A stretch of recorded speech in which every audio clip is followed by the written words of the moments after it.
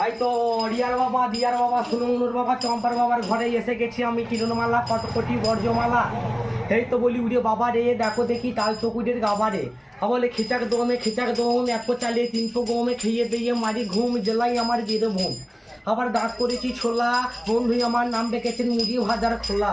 আমার নাম সেবাদাসী, পরের খেতে ভালোবাসি, নিজে দিতে বেজারবাসী। আমার নামে তারা সুন্দরী তারা খেপি। আবার 9 তলায় এখন 6 তলায় বাস করি, 12 তলায় পা ঝুলিয়ে বসে থাকি, বর্ধমানে মহারাজা ছেলের বউ। আরে শ্বশুর মশাই এত ভালোবাসে, উকুনের চারা এনে মাথায় আবার ছাড়ি, আবার সোনা দিতে ফেলি, হুহা করে মারি।